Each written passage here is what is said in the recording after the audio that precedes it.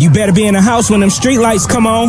Ain't that what your mama used to tell you? But I bet you when she told you to stay out the streets, she had no idea that the YouTube streets would take over the world. Uncle Juice, public figure Boogie, Baby Down So Raw, Detroit Gossip, and the most dangerous voice in Detroit, Dogface TV. Bitch, I talk more shit than Dogface. They running shit from coast to coast. Welcome to the Danger Zone. 5, 4, 3, 2, 1. Let's go.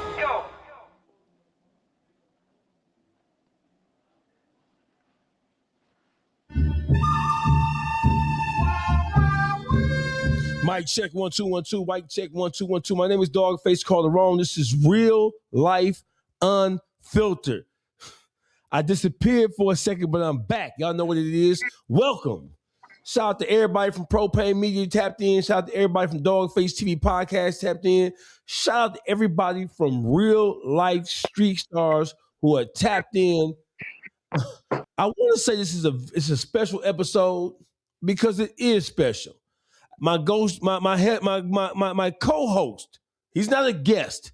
He's my co-host for this segment. He just popped out.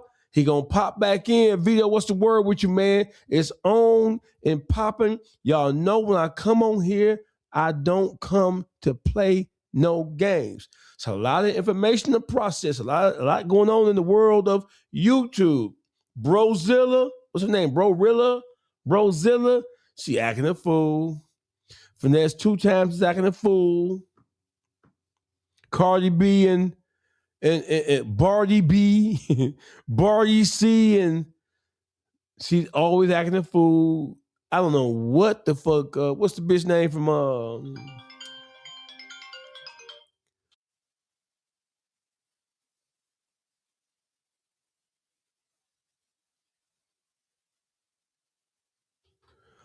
Cardi B and rest of that clown ass shit? Y'all know what it is, man. Hey, listen. I'm gonna have to get you some security down there in Atlanta, doggy. I don't need no motherfucking security. I brought my own fire to the club. You hear me? I don't need no motherfucking security. I brought my own fire to the club. You hear me? You brought my own. Yeah. I don't need no motherfucking security. I brought my own fire to the motherfucking club. Hey, listen, I have a co-host on this show. He's not my guest. He is my co-host. Crakk, you in the building? What's cracking with it, my guy? Man, Crakk, it's been a long time coming, Crakk. The universe has been trying to put us together for quite some time. You did. I think it's time, my guy. Hey, Crakk. What's up with it, man? True story, man. Real Atlanta. Atlanta, man. The trenches, man. Hey, listen, let's just take this. Hey, Crakk, I'm gonna give you the opportunity to let all the do. So listen, I got a question for you. What's up? Do people from Atlanta, do they refer to Atlanta as ATL or they refer to Atlanta as Atlanta? Man, well, you know, when them guys started rapping like Scrappy and all them, Sammy Sam really started coming with the ATL back in the day. You know, I was a young buck at the time, but I grew up hearing him screaming ATL, you know, at the games and little shit like that in the song. Yeah, we'll say ATL, you know, ATL is Atlanta the same to us. Now, I mean, you just got to know how to separate us from that other thing. Yeah, because I interviewed T.O. Green the other day, and T.O. That's like, my boy. Shout out to T.O., that's my boy. Yeah, T.O. say, look, man, don't no motherfucker from Atlanta say ATL. When we say we from Atlanta, we say the whole thing. Yeah, I mean, yeah. Not like when I'm out of town, I'm from Atlanta. Right. Yeah, right. But I ain't never really said ATL. I probably done said it a few times, but it's kind of like that ain't nothing to just come straight to a real Atlanta person. My ATL, that sound like you out of town nigga. That's like out of town nigga coming in. But if I'm in, like when I be in LA, Ohio, since I travel a lot, so when I be certain places, you know, more people already know. Shout out Atlanta, I'm real Atlanta. I say Atlanta. I don't say I'm real ATL. Right. Yeah. Listen. So I know that the people can see that ticker at the bottom of that screen. And you know what? Listen, I'm happy to talk to you, brother. If I could hug you right now, I would, God damn it. You know? Yeah. Same mutual, man. Same thing, man. We ain't gotta say pause and no diddy because we ain't gotta do all that. We ain't gotta, they know what the fuck we mean when we say what we say. It's the wild, wild. Hey, listen. So y'all know when I get Crakk up here, it's a special occasion, right? Y'all can break y'all motherfucking peanuts and popcorn and get y'all motherfucking dark and whatever your preference, dark liquor, white liquor, don't matter. Y'all gonna need a motherfucking drink by the time this shit done. So listen, bro. I'm telling So you. let's first of all, let's just talk about who Crakk is, bro. Tell me your history, what hood you from, tell me about your experience growing up in Atlanta. What was it like, bro? Man, I'm 2K Crakk, man. You know, man. As I came out the porch at 14 years old, left my mama house, hustling, wasn't doing well, right?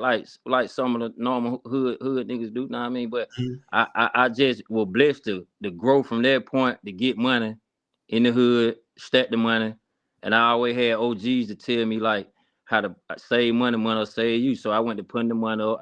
As I went to growing, I had how I'm so real at Atlanta. I just went to, when you buy cars and you be putting up stunning, your little jury, you're a young age, everybody start looking at you and like, oh, like, shout it young, but you doing grown man shit at a young age. So I kind of built a lot of stripes off of taking care of my business, staying loyal, staying solid, not crossing nobody around me. I had went to prison, did like 4 years and came back. It was still on for me, you know what I mean? Mm-hmm. And that's a whole nother story. But growing up in Atlanta, after I started doing that, I had a buddy. Me and him wanted to do music. We tried to transition. Okay, we making a lot of money, bro. So we need to try to figure out what we could do. We really ain't got the mentality of buy some land, buy this, buy that. So, coming to a street nigga mind, when he got a bag, first thing you gonna think of music, something you could do fast. Try to get some, know what I mean? So we started doing the music, we were doing the Money Savage, Young Boot, Freaky, the Unos and all that. We were doing the music. We had to sit on fire. We were the hottest in the city. I'm talking about, we started going in and out of town, traveling, doing. So it went from the music thing. We got bigger and bigger, but the music was easy, bro. Cause by us growing up getting money, the whole city already know us. So if we go to rapping now, they gonna fuck with us. Know what I mean? They gonna fuck with us cause we already done showed what we really about, like on all levels, whatever level you want to put it on. So when we just, know what I mean, stayed solid, just went from there from the music, then we the one got all the. If you hear a rapper right now from Atlanta, up and coming or out new or that's hot, I don't care who it is, from Whams to the man Thug, shout out Thug, Slime, all them folk. At the end of the day, our crew is the reason all these guys want to rap. Know what I mean? Because Really? we started with Thug came along. See, I know Thug personally. I'm talking about personally. When I was doing music, they used to ask me about Thug. Know what I mean? That's when they were putting the gate, did this and that on it. Know what I mean? Right. I know Shouted personally. Like, take away everything. I know Shouted personally. I don't care who he is from Atlanta. If he rapping and he got some motion and he moving, he know my name. I know who he is. He know what's going on with me. I was doing this shit for a long time. I ain't trying to shit on nobody on that, but at the end of the day, it is what it is. It really not. So the niggas that coming out of Atlanta now, and some of us let us know, and some niggas, pride in the way they won't be like, hey, bro, y'all the reason why I'm doing this shit. Y'all the reason why. Some nigga pride, they go to get a bankroll, they go to feeling like they been on it. Man, but every lingo you hear in this music, bro, come out of Herner Home, man. Fifth Ward, right by Mercedes-Benz Dome, Northside Drive. All this lingo, I don't care what rapper, whatever lingo they using, man, it come out my hood, bro. It come out my hood. Right. Let me ask you a question, Crakk. So listen, I just want you to know that this is not an interview. This is a conversation. Right. You're not my guest. You're the co-host of this show. Yeah. Just so everybody's on the same page here, right? Right. So you have just as much right to chime in and jump in, and this is your show. Right. I'm turning this shit over to you tonight. You mentioned growing up with OGs. In the world that we live in now, and in hoods across the country now, the YNs are growing up absent any real guidance from OGs. We know they ain't got no daddies. Yeah. These niggas, these YNs we know they ain't got no. They don't even know who their daddy is. See the OGs in my hood with my dad. I ain't had no daddy growing up. Like, I know a lot of niggas say that shit, but it's facts with me, man. I just found out met my real daddy at the age of 30 something, bro. All right, I got you. So when you so looking back at your upbringing and looking back at some of the OGs, because so in Detroit we call them it's different levels. We have we got the old niggas. Them niggas they just stump. They lucky to be here. Right? Yeah. We got the old niggas. Then we got the unks and the unkies and the big unk, and then we got the OGs. So the OGs, when you're from Detroit, bro, right? The OGs are the older gentlemen who've been through some shit, right? Yeah, right. Being an OG is not just you just stumbled up and got old. You got lucky. Now you got to be that did something. You got to put some work in. The OG, you have to be qualified to be considered qualified. OG. Yeah. So are those the people who raised you? People who are qualified to be? Man, and I appreciate them guys. My OGs out my hood, man. I got my own money. They ain't put me on in them, but they put me on with knowledge. You know what I mean? And at the end of the day, man, I got some real OGs, man. And the OGs, I ain't gonna say no name, but I'm quite sure the whole world know these guys. You know what I mean? But they gave me the knowledge, man. I sucked it up like a sponge, and I read the rule book. And that's another thing too about these new niggas. With the rule book. It is a rule book for this shit out here. You just can't dive out here and just go to doing shit. You have to study that rule book. You read that rule book, you're gonna survive. And they saying like, I hear some people say, oh, they ain't give me no book no rule to the script. My rule book is my OGs. They're gonna teach me what to do, what not to do, how to take care of my mama, how to don't talk to no police, they gonna get, that's the rule book. You gotta suck it up like a sponge. Now, some of us don't got that. So some of us have to dive out here with no rule book and figure it out and learn as you go. Yeah. But it is a rule book to this shit out here, bro. It's a rule book. It's rules you have to follow, man. That's how you become what we talking about now as an OG.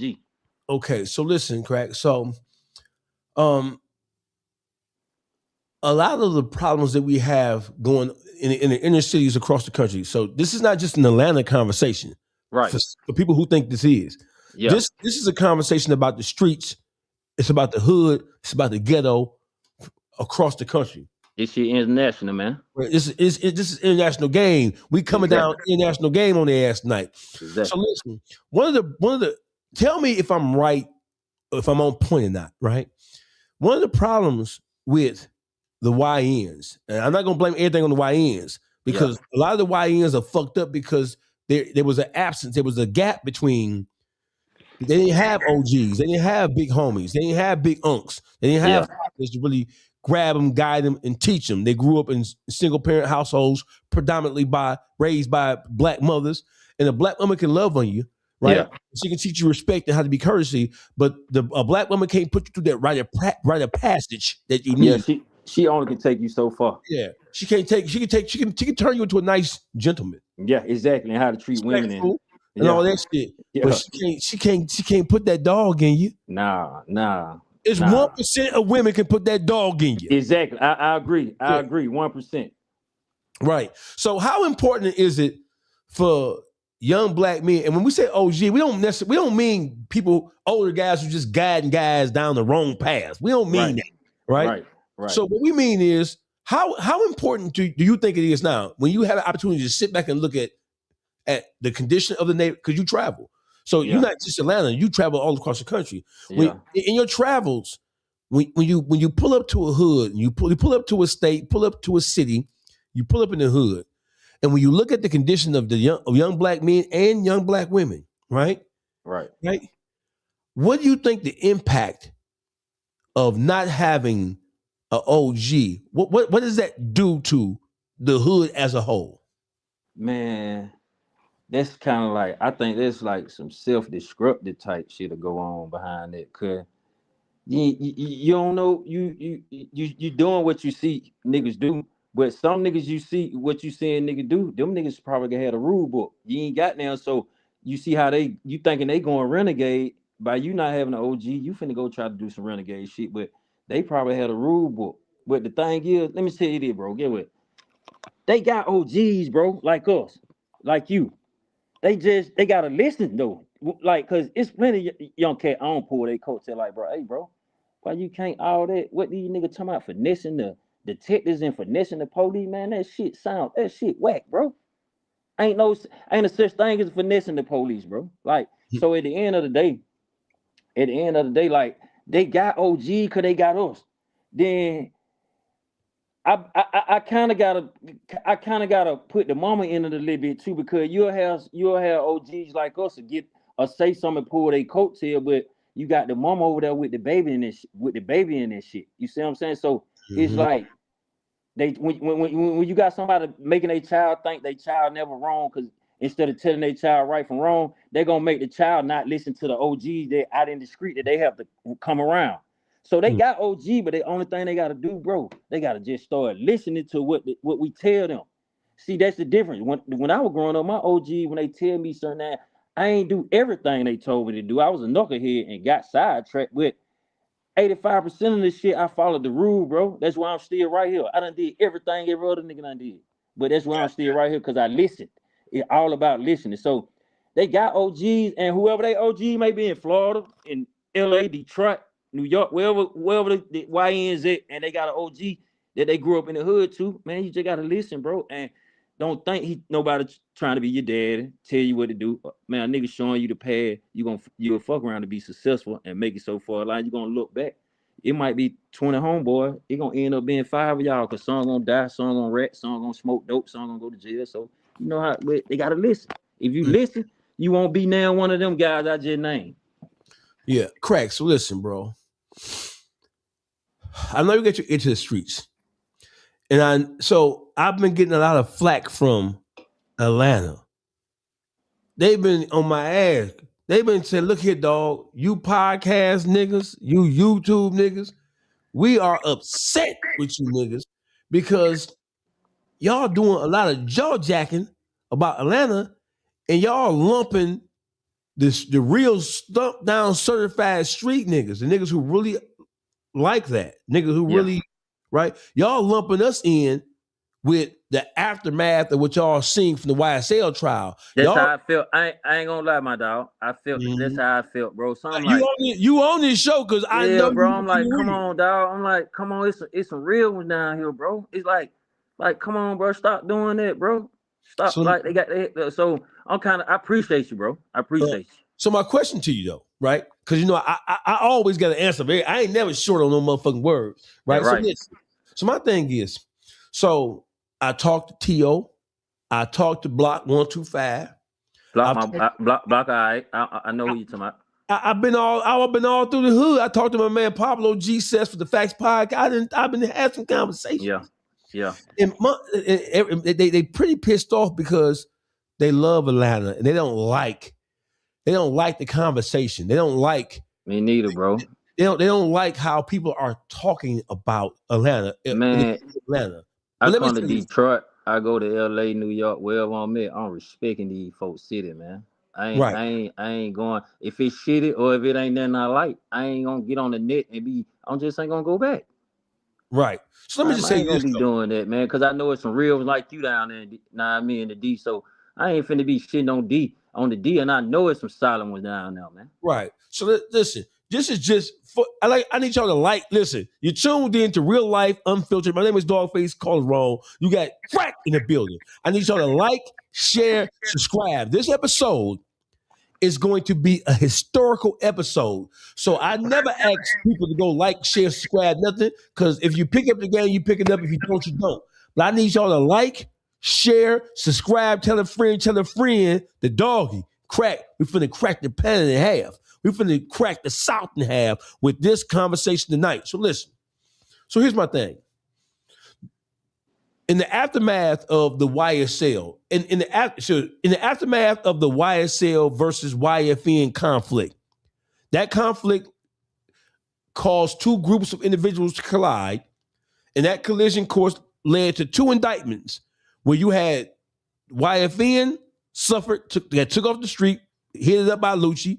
Right. And a couple years later, they came and got Thug and the whole YSL camp, and they got Gunna as well, right? Right. So listen, were you watching the YSL trial, Crakk? Man, listen, man.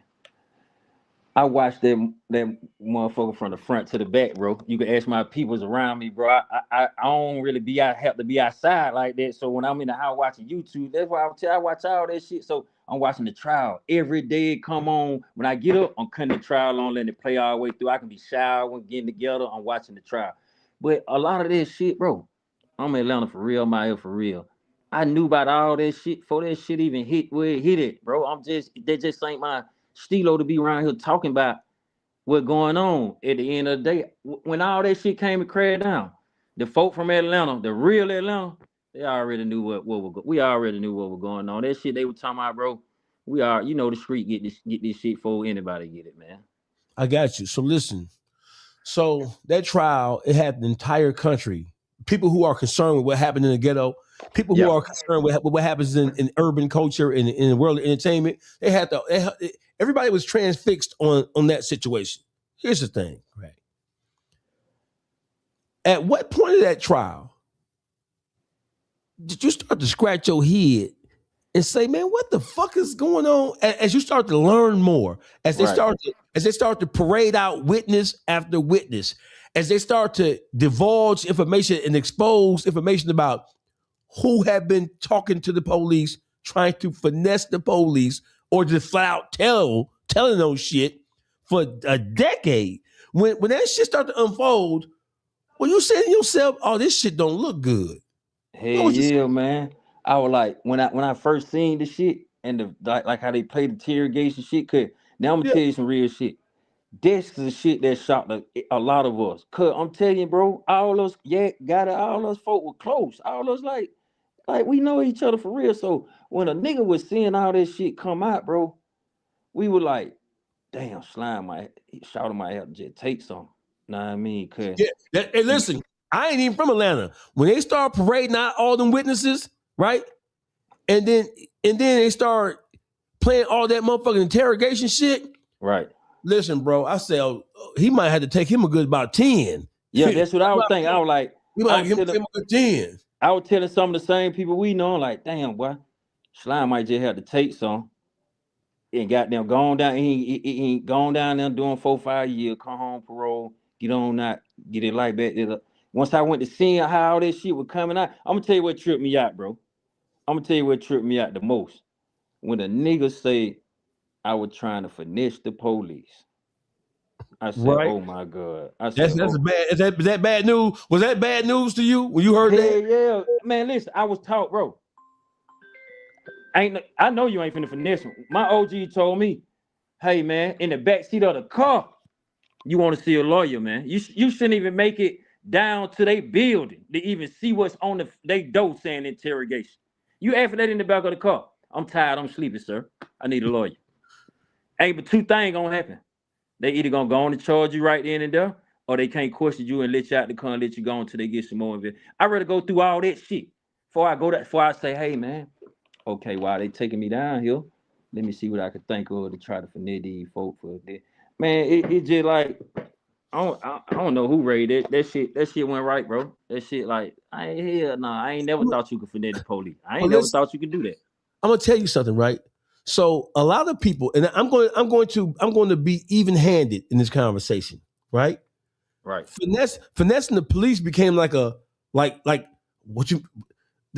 people act like that. Finessing the police started with the YSL. No, niggas coast to coast from north, south, east, and west have before they even made it to the back of the police car with the telling and hollering and suggesting that they had some information that may help them. Niggas don't even want to get to the police car, right?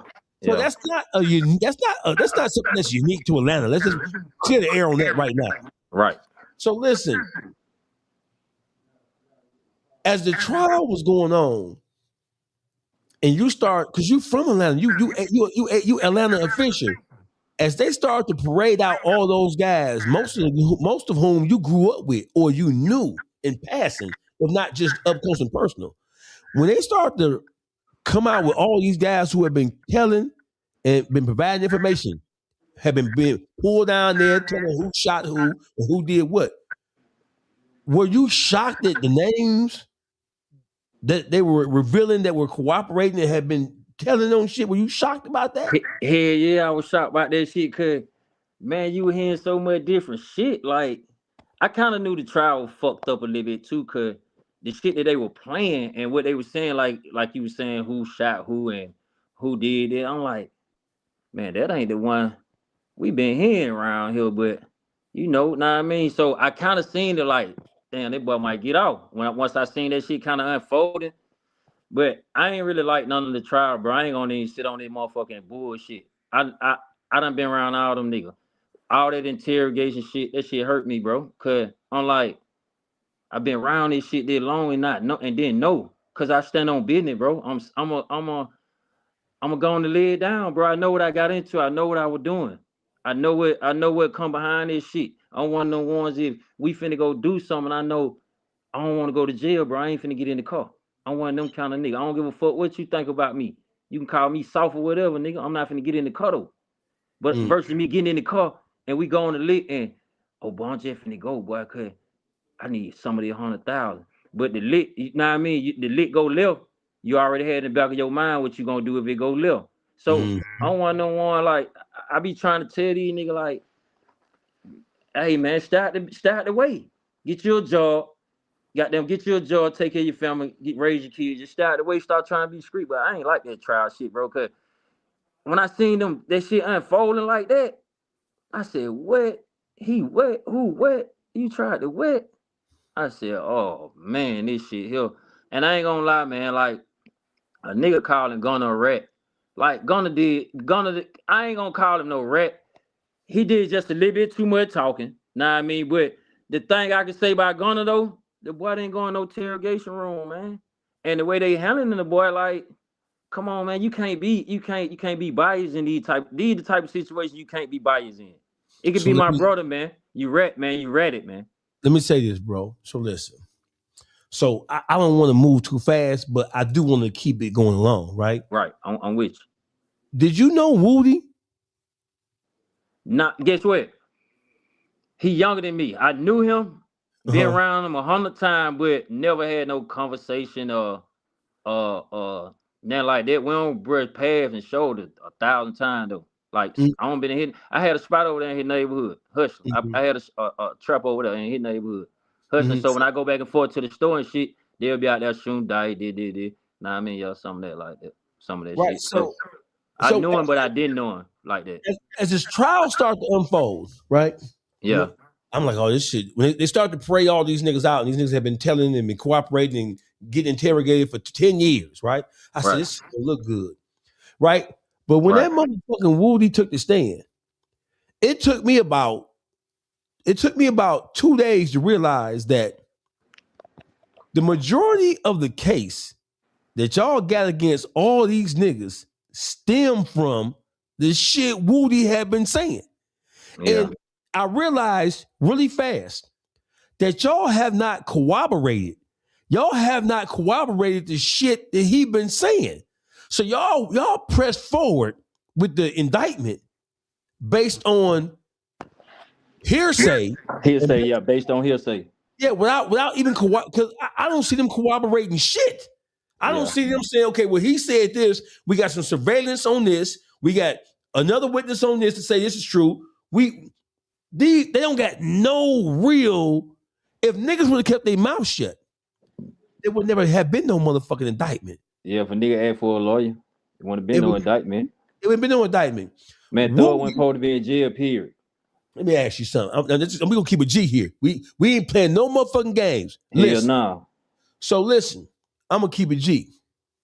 If it were not for Woody playing dummying up on Fanny and her crew, right? If it wasn't for Woody, they ass would have been grass. Hell yeah! If he'd got up there and rewrote history like he said in that interview, they were fucked.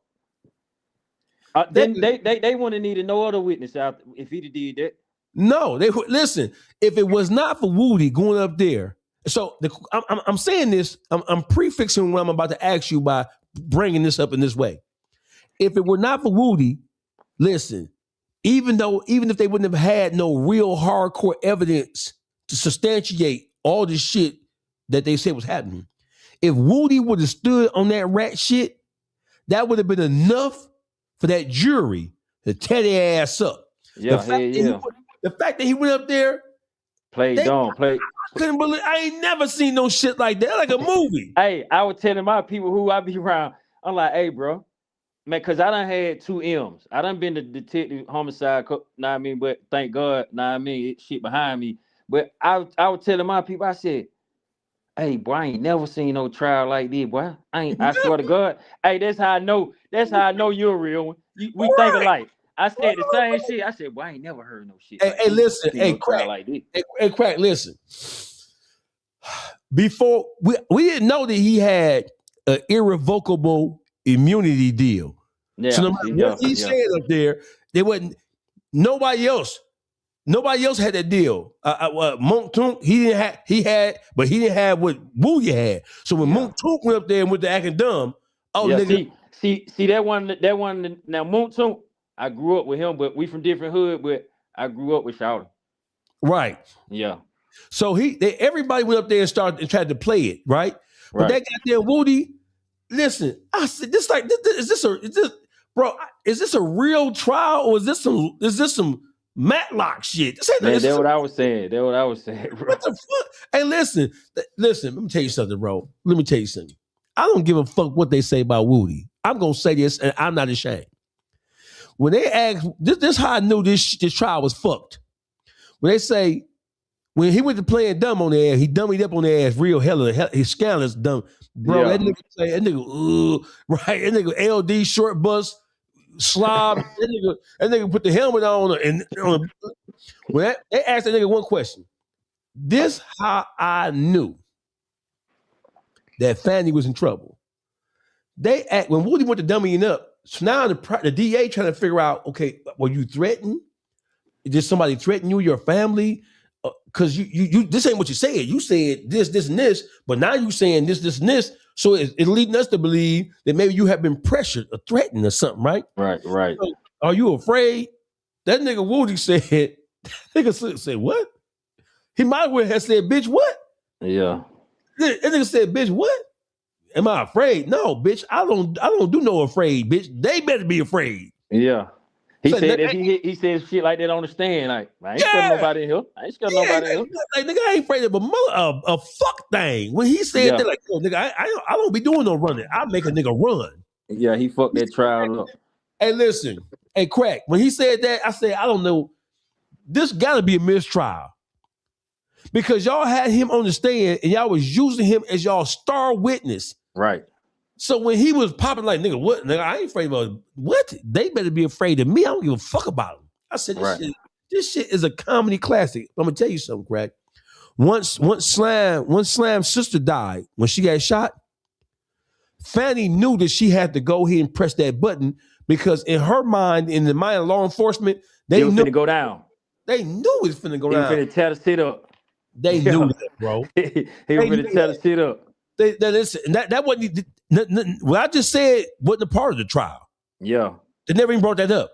Yeah, but my family's from Alabama and Georgia, right. and I'm down here. I'm knowing once his sister got shot, bro, they knew that it was hell was gonna be unleashed around this bitch. So Fanny was like, no, go and get all of them niggas right now because this shit right here, we ain't gonna be able to recover from this shit. They finna tear this bitch down. Yeah. So my question to you is this. In the aftermath of the YSL trial, we don't think I even talk about the trial no more, but in the aftermath of it, Slam came home. Thug, I don't call him Slam. Yeah, Thug, yeah. Thug came home and he was like the biggest fish, right? Right. So let's talk about the relationship between him and Gunna. So the whole world was waiting. When Gunna did what he did, and they purposefully leaked his plea hearing. We ain't seen nobody else plea hearing except his. They purposefully leaked that plea hearing to make him look bad because they know that the average person don't understand law. They don't understand what the consequences of what he said was. Which plea you talking about? Thug plea? No, a Gunna plea. Yeah. Yeah. So when they asked him, is YSL a gang? And he said, yes, it's a gang. They asked him, do you know of any crimes that were committed by members of YSL? And he said, yes, right? He didn't say what they were, but he said yes. So in a regular person's mind who's not familiar with law, because just because you've been to jail, as you know, Crakk, don't mean you know motherfucking legal beagle ass nigga. You got niggas who go to jail who never go to the library. Yeah, you got the motherfuckers who working in the jail don't know the law. Yeah, who working up in that bitch don't know the law. So when I heard, let me tell you my honest opinion. When I heard that shit, and I'm like, what is this, a plea hearing? So listen, I know that in the plea hearing, you have to do what they call allocution. Allocution is that when you enter your guilty plea, the judge is going to ask you, has anybody promised you anything except what has been established on record? Have you been made any promises? Have somebody threatened you? Are you doing this under duress, or are you doing it under your own free will? Like, you have to say, no, I ain't under duress. I'm doing my own free will. Ain't no promises been made. Yeah. But outside of what we already and we agreed to, right? And then they ask you to allocute. Allocute is they ask you to explain what crime you committed. It ain't even about what nobody else did. They ask, because it's your plea. They ask you to say what you did. What's your part in it? Yeah. What your part in it is.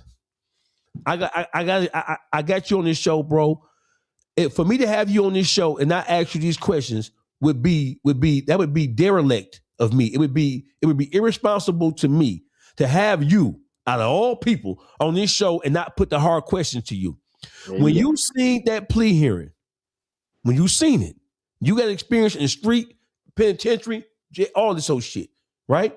Right. And you were thinking man too. Right. When you saw that hearing and you heard what was said, you heard the questions that were asked, and you heard what his responses were. What were you saying? What was you saying? He shouldn't have took that shit. He shouldn't have took that shit. None of that shit. I'd have set my ass in over there with Yak them. I wouldn't have took none of that. I would have told my lawyer. I already know probably Brian Steele probably like, hell nah, we ain't doing that. But I'd have rolled my lawyer. Man, listen, bro. They could have gave me life without parole. I went down there, told Brian Steele, I'm going to go do a year or two. I need you to bring me back. Fight this shit hard as you can. We can get it back. We caught that plea out. We can't get that plea back. So, at the end of the day, I ain't did shit.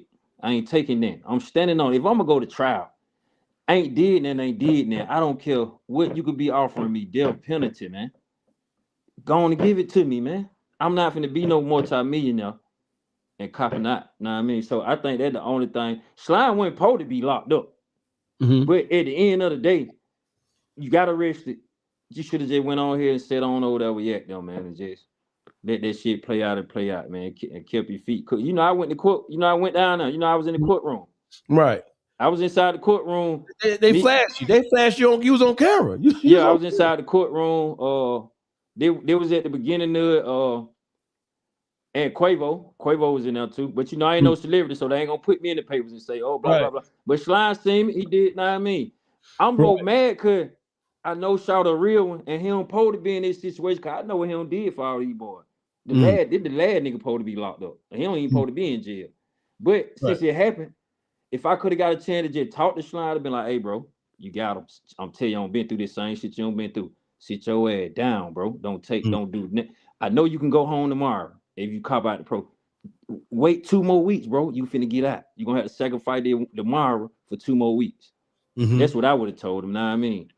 That's what you would tell them. So listen, in the aftermath, I call it the afterglow, because Atlanta's like glowing. It's like glowing in the dark ass niggas. Because in the afterglow of the YSL trial, all the guys who for a fact snitched and cooperated, couldn't smooth it out, couldn't make it look sweet.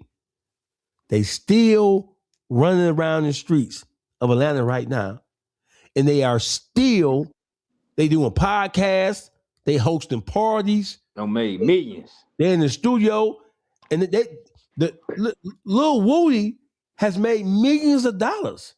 Yep.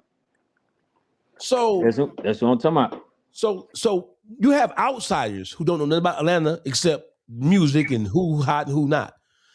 Do you think it's fair for people who are not from Atlanta specifically the podcasters, because street niggas know what it is. What happened with YSL? That is not shit that's exclusive to Atlanta.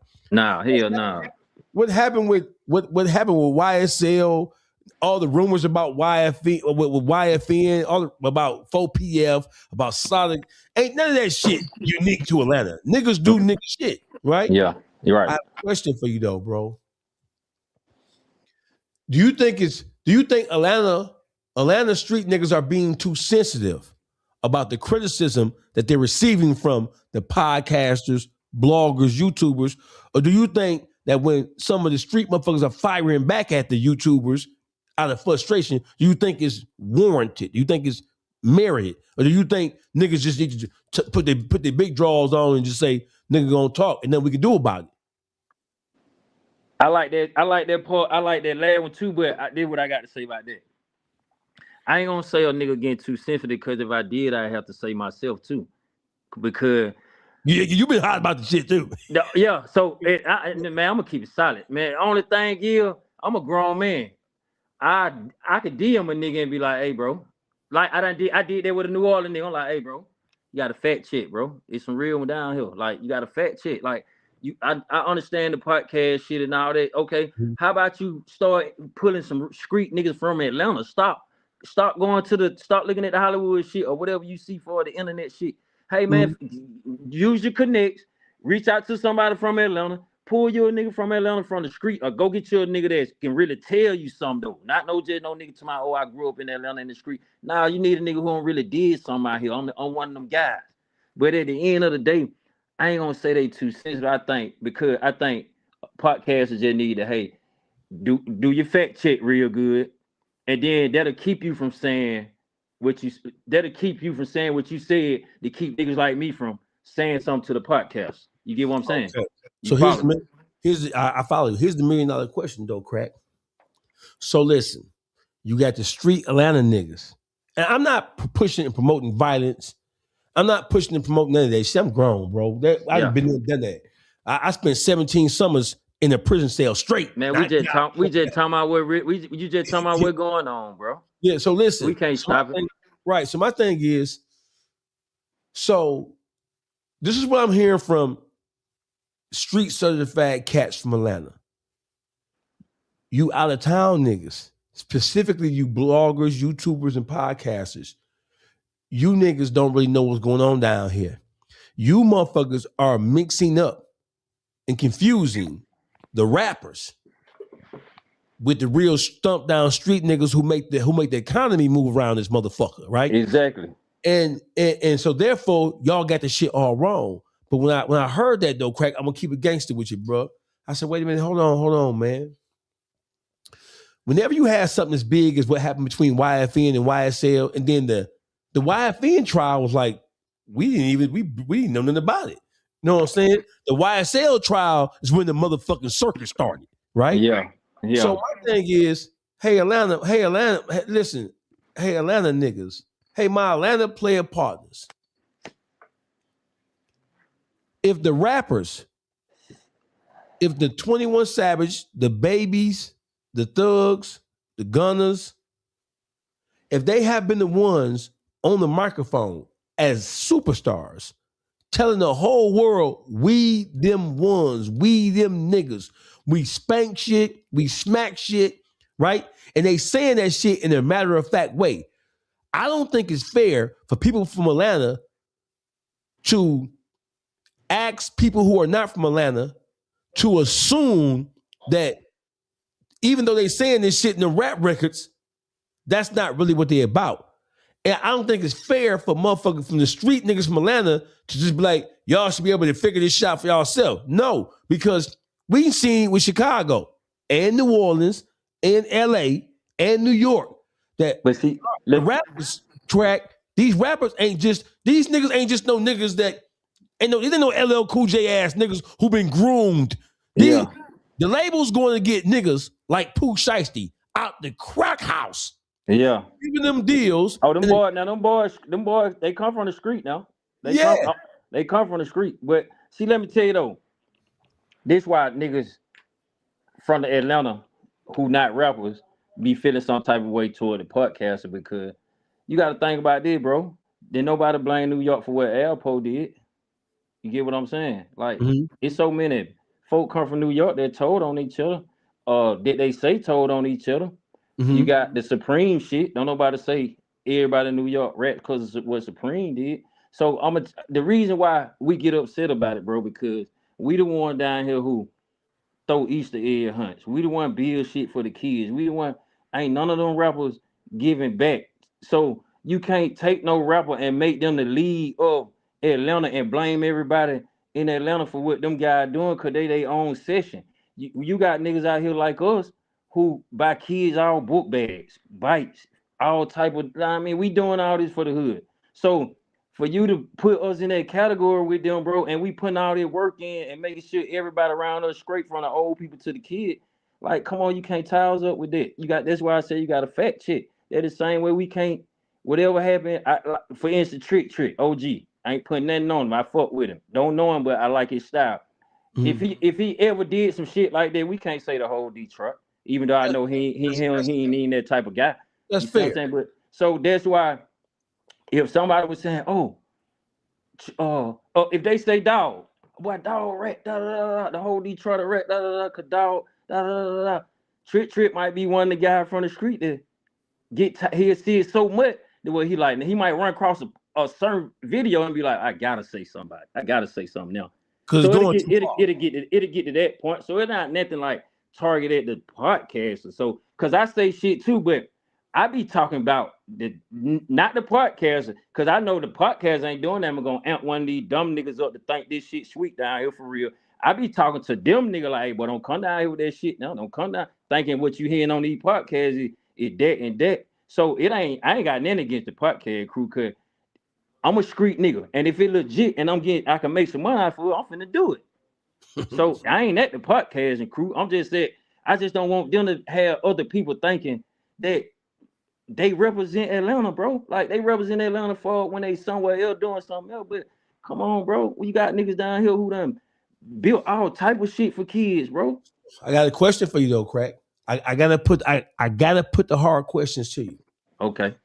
How do you expect? So the rappers, I'm naming names. I'm not playing no motherfucking games here tonight. On which? You had 21 Savage say his whole image is I smack shit. Baby and 4PF whole image, whether it's true or not, I smack shit. Thug whole image was I smack shit. Yeah. I see what you say. I see where you're going. It ain't don't listen. They image was don't let this rap shit fool you, nigga. I get in your ass for real. Yeah. You hear me? Your ass to be on a milk carton fucking with me around this bitch, right? And Right. then when the indictments start to roll out, right? We don't even really see the street niggas getting indicted. We saw over the last 3-4 years, we seen the rappers. Rappers getting the rappers getting indicted. Yeah. So that the indictment is really reinforcing what they said in the rap records. Right. Oh, these niggas like that because they getting indicted. The street. Yeah. So my thing is, if the street niggas from Atlanta want to be mad at somebody, right? If y'all saying, hey, listen, y'all shouldn't be looking at them rappers like those rappers necessarily represent what's really going on down here in the street. It ain't fair for y'all to say that when the rappers have been on these rap records talking about crime, real crimes they commit. You right. You got a point. I see what you're saying. You can't be talking about this shit, doing all this shit, and then you go back there and do that. And then when they talk about it on the podcast and shit, I see what you're saying. Like, we gotta kind of get at them. Like, hey, bro, y'all nigga gotta. I see what you're saying. We gotta get at them too. Yeah, I get it. Yeah, so I get it. So here's another thing. So piggybacking off of that, well, y'all podcasts need to really learn what's going on. No, the fuck we don't. We don't need to learn shit. We know all we need to know. Fanny told us these niggas some gangsters. GBI, the Georgia Bureau, said them niggas is terrorists. Damn near. See, they were wrong, but you see, they were wrong. But we didn't. Listen. They was wrong because listen. This is why they was wrong. Let's keep it G. If Fannie Willis had the sense God gave a monkey. Yeah. God, I ain't never heard that one. And she had this. I ain't never heard that one, boy.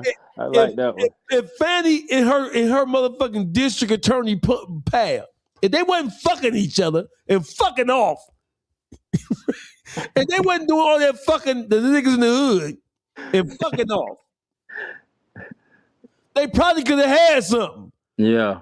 But they so busy fucking and sucking dick and caught up in the star of you throw your whole case off because y'all the prosecutors fucking all the street niggas. Yeah. But seriously, on a serious note, so y'all asking motherfuckers to draw a line and be able to tell the difference between what's real street nigga versus what's studio street nigga. It's gonna be hard for niggas to draw that line and to spot that out because the niggas who are in the studio talking that gangster shit, they're also the ones getting indicted for doing or for being accused of doing gangster shit. So my thing was this, and I'm gonna let you have it. I gotta say this. Y'all telling motherfuckers they need to do some due diligence and do some fact checking. Mm-hmm. Y'all, but why y'all mad? Y'all mad because niggas is saying shit that's unflattering about the city based on behavior that was displayed by niggas who claim to be the kings of the city. So my thing is, if the rappers are not really like that, then why wasn't the street niggas checking them niggas like, hold on, buddy, I get you trying to be that on a rap record, but the shit you saying, you talking about real life crimes that have an impact on what, we don't got no rap deal. You niggas can go to Bangladesh. You niggas don't gotta be in the hood with us. You niggas are back here because it makes y'all feel good to be able to stunt on a nigga with a Ferrari. Right. With a Wraith. But guess what though?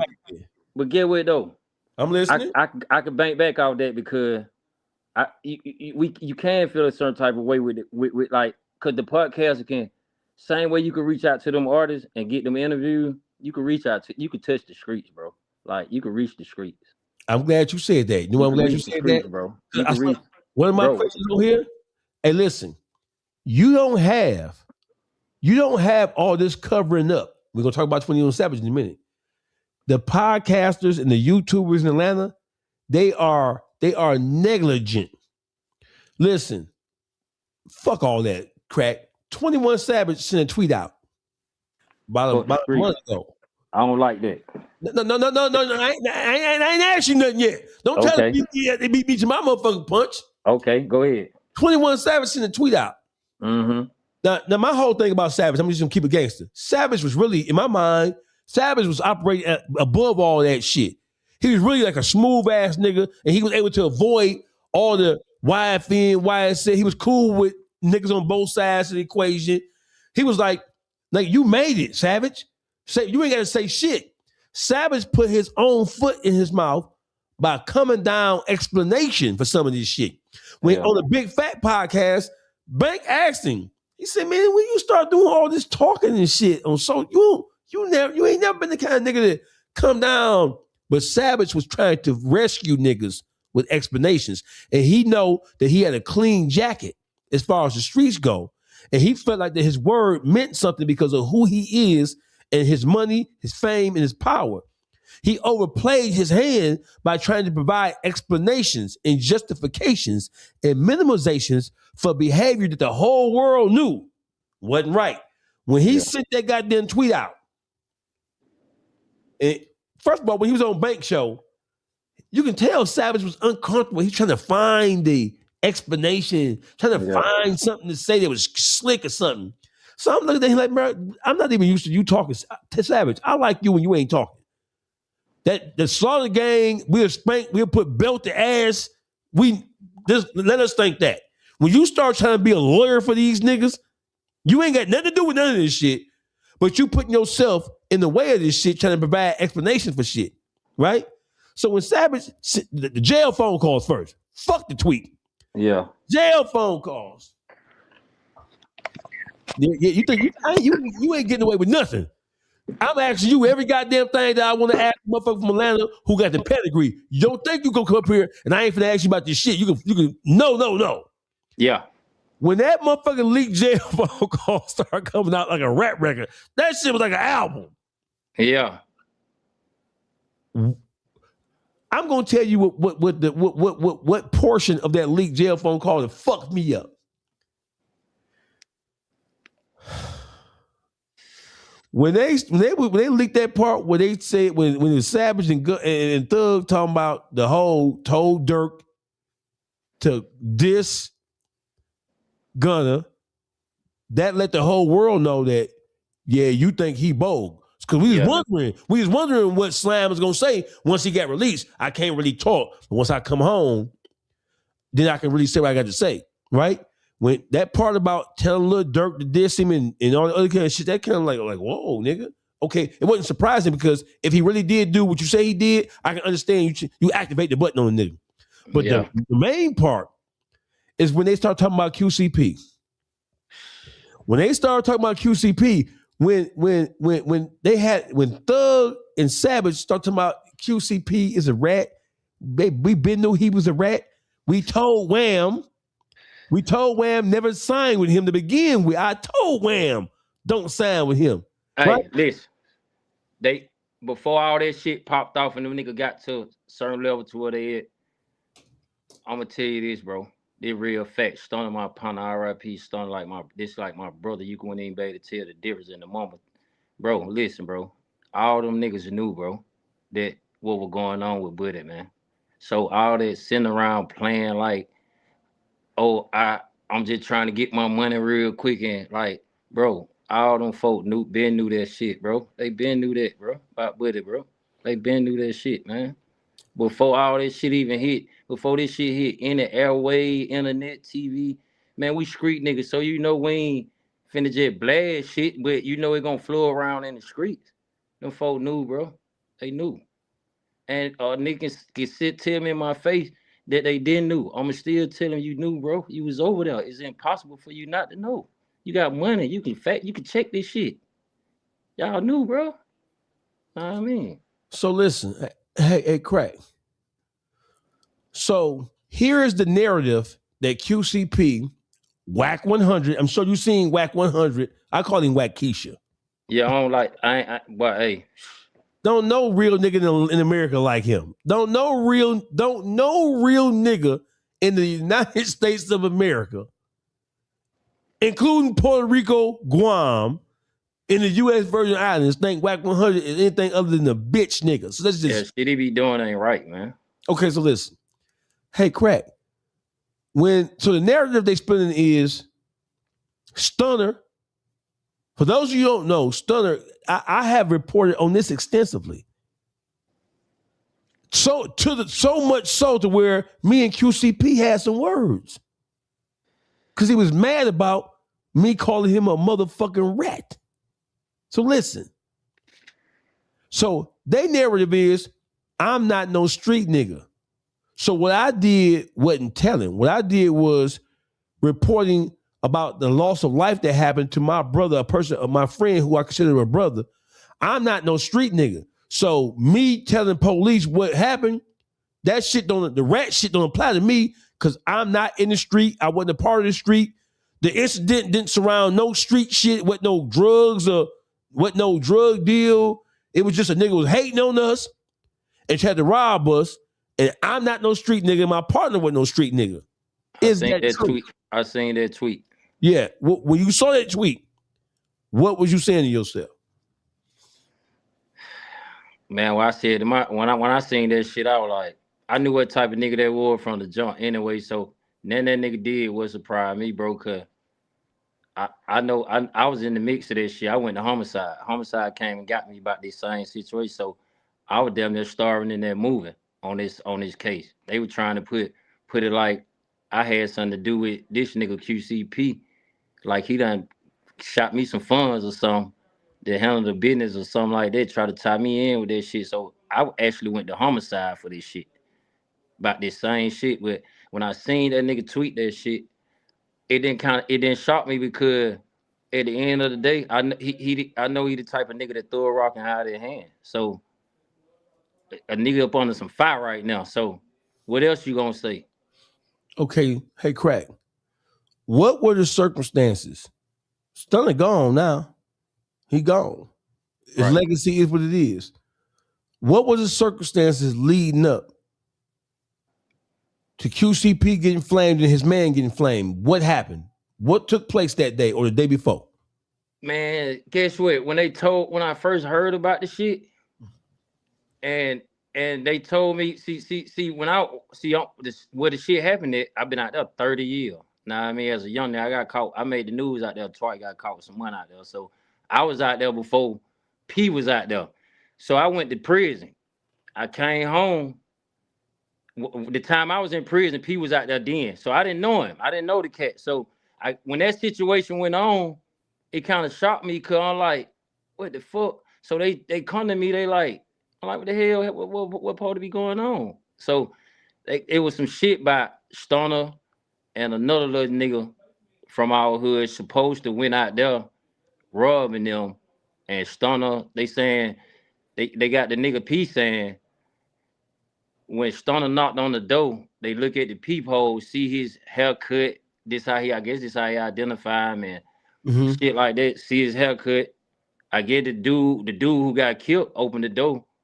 I guess he get killed. They shoot him off the rip, and from the store I get say they go through the house. When they go through the house, they shoot again. They say they shoot supposed to hit P or something. And he go out the window, whatever. The whole street know this shit, know the story. Right. So at the end of the day, when we get the story, I'm like, how the fuck starting to get tied up in that? I don't even know this nigga P. And I'm out there. Like, this my block. Like, every nigga on this block, like, I could go to sleep in the car and that motherfucker with 100,000. Ain't nothing gonna happen. So I'm like, how the hell starting to get tied in that? And that don't supposed to get past me. I supposed to know that. So when it came to me, I'm like, nah, Stunna. What they say it was going up in that house for? What was they going? They ain't never say that. They ain't never say that part. They never just say saying like, oh, I get them nigga was trapping. So the little nigga probably came to my man, like, hey, I guess he been going fucking with them or whatever probably been going on. I guess I know Stunna. What else he gonna be going in there for? He ain't going another talk. He ain't going another effing no goddamn by no puppies.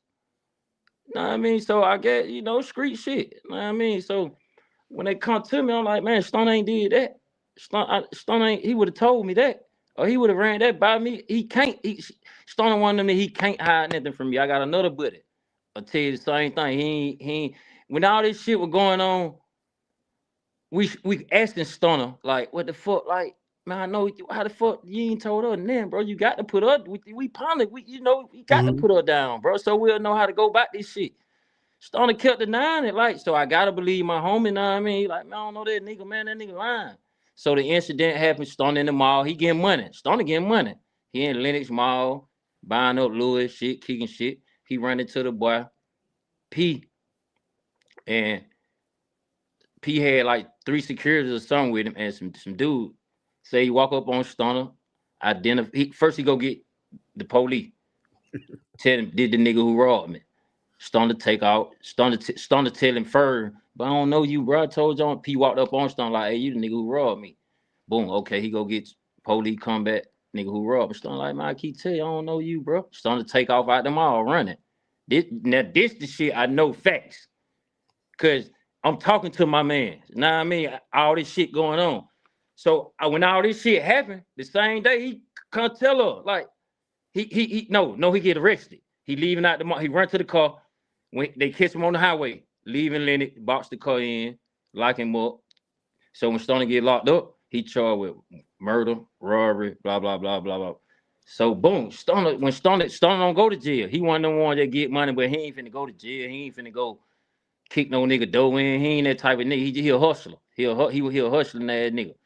So long story short, he wasn't known as no jack boy. Nah, hell no. Hell no. So long story short, street nigga, this how we doing. This how we work. This how we kicking this. My man arrested now. He locked up, can't get no bun, murder, all this on. So when he called, he like, bro, man, y'all holler at him for me. Oh, Crakk. Know what I mean? I go holler at the boy, man, tell the man I ain't do that shit, man. And blah, blah, blah, blah. Some kind of way we get into it with the boy P. Set up the meeting to go talk to him to let him know this ain't what you thinking, my nigga. Know what I mean? But then show up, then honor the meeting, know what I mean? Then show up, boom. So and I put two and two Y'all together. had a meeting. We didn't have the meeting. We posed to. We Y'all, posed to meet. you talked to him on the phone. My Stunna old lady talked to him, told him Crakk and one of my other buddies gonna pull up and meet you wherever you want to meet at. So we plan to meet on Wash Road, where both of us supposed to been from. I never seen him out there because the time I'm out there, I'm in prison. Then when I get out, him blew up, he gone, he got the rap shit going. Right. So that's how we missed each other. Right. So I'm telling Stunna, like, I don't know the dude, know what I mean? But I can did my block, I can reach out, I can see. I know his brother though personally. Me and his brother done got money together. Book. Me and his brother got money together. I know him personally. I didn't even know they were brothers until all this shit come about. Right. So shit.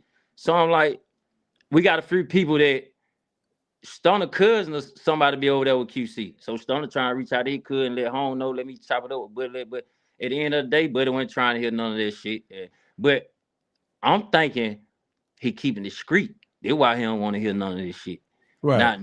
Not knowing the boy done already did. I ain't use my head and say, hey, boy, that's why he don't want to talk to her, because the shit in Lenny, he already made a statement. The shit already in paperwork. The shit already. So he can't talk to us now. He don't did what he did already. He ain't seen Buster's move. Yeah, so we on some street shit, like trying to holler at the boy on the low though, like without the police knowing about none of this shit. Nah, I mean, cause we trying to let the man know the boy ain't did no shit like that. No, I wasn't here. I think I had just got out of prison when all this shit went down. But at the end of the day, then we buried Stunna. Nah, I mean, I'm going too fast. Stunna started going to court, shit like that. I go to me and my man who pulled the Met P and Stunna girl, we go to court. So when we go to court, I see the boy, and like 3 of the dude who died, they mama, know what I mean? So I'm like, damn, boy in court. Know what I mean? He ain't get on the stand, but he was in the hallway, like before you go in the courtroom and shit. You know how it be the DA and the female. At the end of the day, bro, the shit in black and white, bro. So it facts in there. Know what I mean? When I seen that, I talked to Stunna like, shit, man, but I don't want to talk. Know what I mean? These folk, some kind of way Stunna ended up being the murder. I guess they figured it out that he didn't have nothing to do with the shit. They did miss the shit. What fucked Stunna up, what he ended up doing the 9 years on, well, he had the gun in the mall, because Stunna, when he got the gun out of the car, ran back in the mall. So that's why that's what nailed him and sent him to the penitentiary, even though he beat the homicide. Right. So that right there, they sent him on to prison for that shit, going in the mall and shit. So at the end of the day, it was just some of that shit. So Stunna halfway how get ready to come home and shit, time done went by and shit like that. Some more shit going on. I ain't gonna really say, I mean, it was Stunna come home, there was some more shit going on. So Stunna, like, he still trying to holler at that boy. So I'm like, man, so I'm thinking in my head, man, I know my partner went down here and got salt, man. Know what I mean? Like, cause we thinking, know what I mean? Like, I ain't no sense to keep trying to talk to, but you don't been shot, you don't been in prison, you don't been, know what I mean? Like, and some kind of way, Stunna ended up dying. Know what I mean? So when Stunna ended up dying, time go by, homicide knocking at my door. So they got people in the street and his mama them and shit. Like, cause when Stunna first come home, me and my other 2 partner, we set the boy straight. You been gone. You know how you do your partner when you get out, like other nigga do it, partner, give him 2,000-3,000, give him a whip, give him a couple bad, hey bro, you need to go sit down somewhere. You already know what you got going on, know what I mean? You gotta go sit down somewhere. Man, I just wanted to break mature, blah, blah, blah, blah. We, know what I mean? We talking and everything every day. Just getting the ropes on what's going on out here. Like, don't come out, just chill, know what I mean? So long story short, I got a dealership, so I'm at the auction. I get a call from a cousin, and she texts me. No, she ain't text me. She ain't call me. She text me. She like, is Stunna dead? I said, hell no, Stunna ain't dead. It about 8:30 in the morning, 9 in the morning, I'm at the auction. She like, hold on, she texted, hold on, I'm finna see real quick. I'm gonna call you. I said, man, Stunna ain't dead. I talked to Stunna yesterday. She tell me back and said, yes, he is, cool. I immediately leave out the auction and go straight to his mama house. Go to his mama house, the whole hood over there. Everybody in the world, everybody in the city who know him over there. So I get over there. I'm kind of pissed because of the talks we done had. And he ain't stand on what we talked about. So before Stunna get killed, we get word that he had been talking to a certain individual. He said, he like, man, I ain't gonna even lie, man. I've been shopping with the boy such and such. So now we pissed. Cause we like, come on, nigga, you know what the fuck you got going on? Nigga, what is you doing? He ain't no dead. Don't know, we couldn't really pinpoint where the shit come from, but we really already knew what was going on. You see what I'm saying? So at the end of the day, couple months go by, about a year go by, shit, homicide knocking at my door. So they going to the boy Stunna mama like people had been telling her like Crakk killed Stunna and they say he quit. So all the OGs in the hood, I'm talking to them. I said, hey man, listen, man. I wasn't raised like that, man. The fuck don't like y'all nigga didn't raise me like that. Nigga, like if I were to do some shit like that, that make y'all niggas some suckers, some lame, cause y'all raised me. That mean I get it from y'all then. And I know y'all ain't doing no sucker shit. So I ain't no way in the head. I was more pissed off about it, bro, because niggas knew about this shit going around. And when I push up on niggas and ask them why they ain't let me know that you heard that, nigga, bro, I ain't want to tell you, bro, because I know how you will, bro. I ain't want you to go crazy on it. I'm like, nigga, this is my life, nigga. Like, nigga, the fuck? I don't want nobody to be talking about, nigga, what I don't did to my, like, nigga, what? Nigga, I'm in the auction, nigga, when this shit happened, nigga. All this shit on camera, nigga. I don't know these niggas. Like, nigga can't buy me, bro. But they went to his mama, like, it kind of hurt me, bro, because they went to his mama, bro, and the lady raised me, bro, like, her and my mama was super tight. Like, them probably went on dates, double dates together, bro, and raised up together.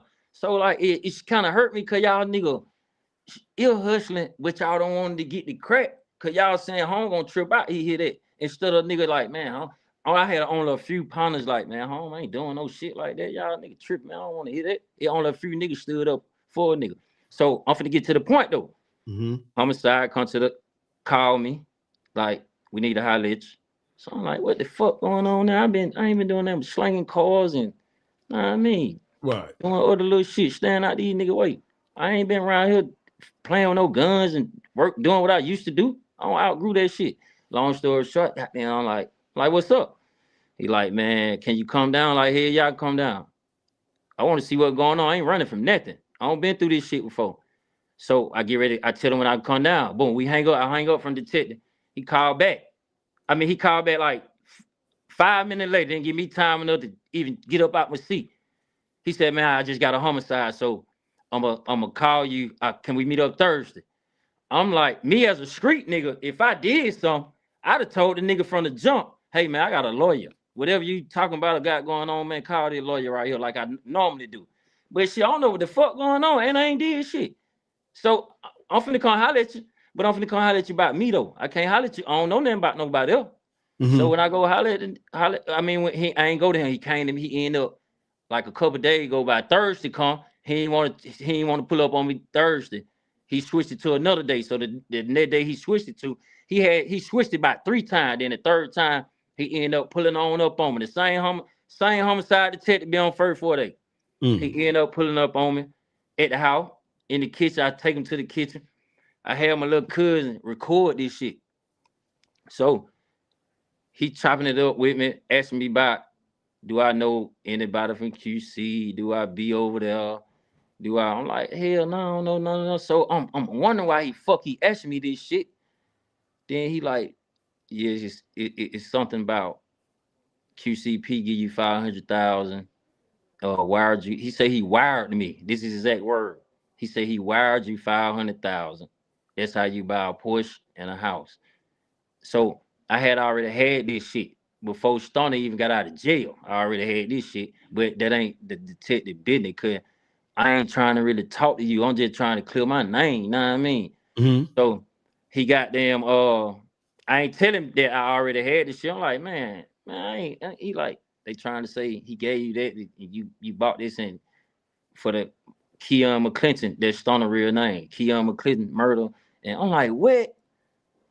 After the detective tell me that, I go holler at the homies. Like, bro, what the fuck? This how I know these niggas had already knew. Cause they like, man, you just not hearing that. Man, I been hurt. I'm like, fuck, nigga, what? Y'all nigga ain't told me nothing, nigga. Like, what the fuck, nigga? I don't been. And when I went to the funeral, bro, I hugged Stunna mama, man.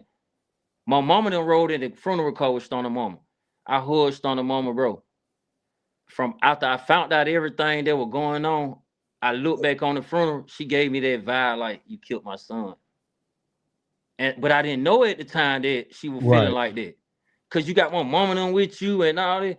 So Stunna uncle just got out of prison. He a gangster, all of those shit. So by me hearing all this shit, it making me wanna push up and tighten up on these folks. I don't know what these folks on. I ain't finna let it happen to me. You know what they're thinking.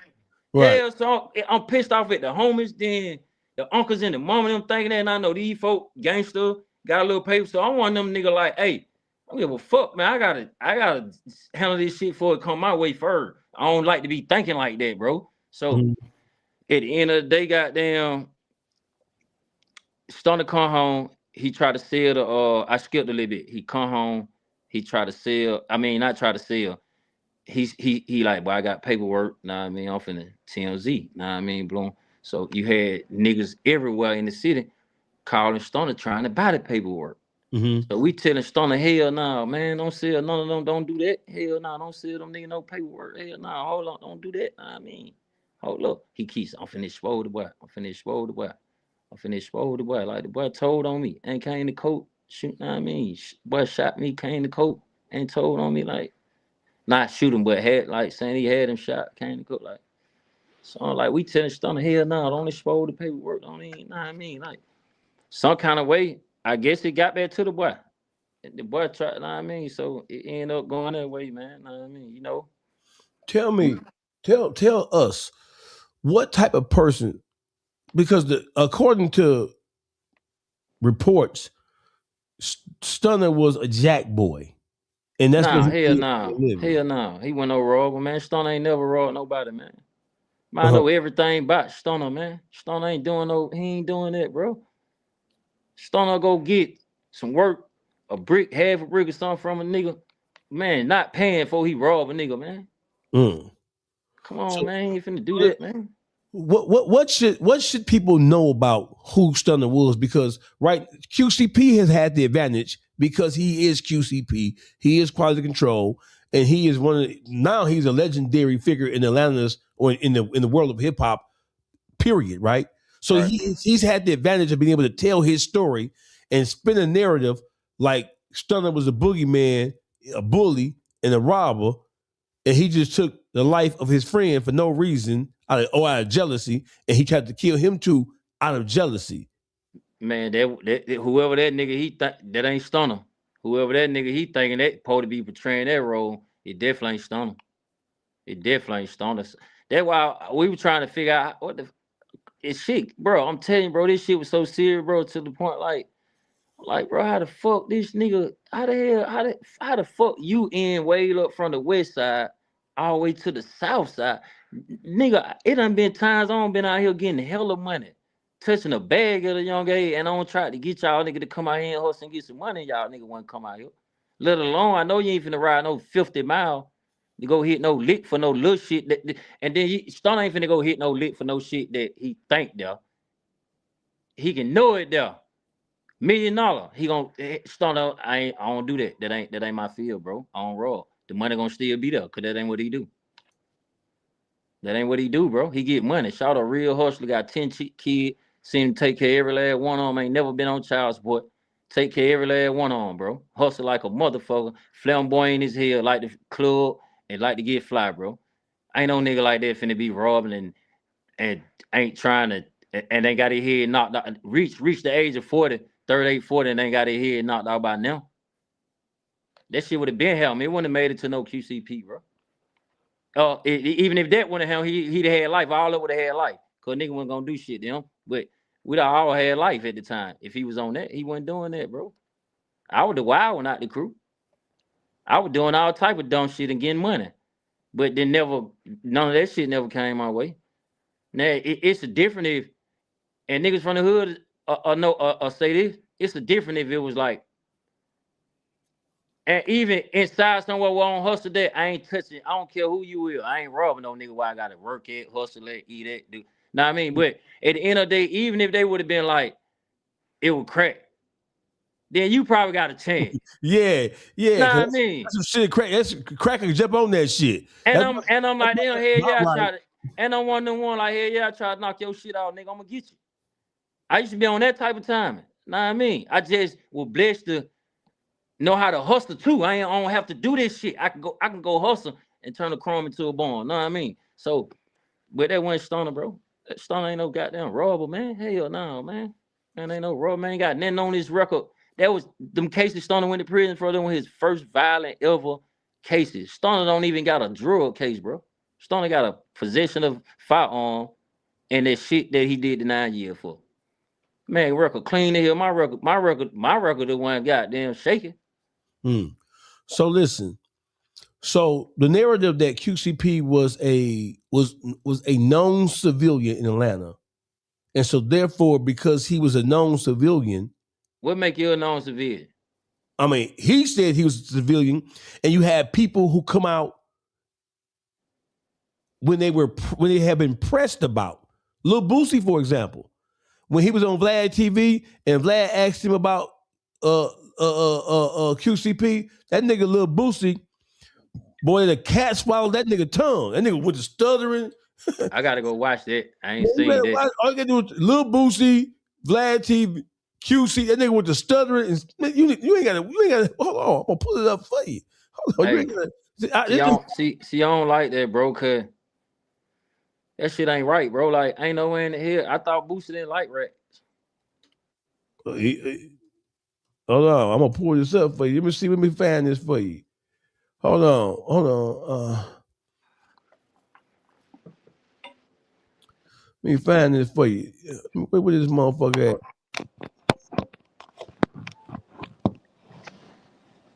Let me find this motherfucker. Here you go.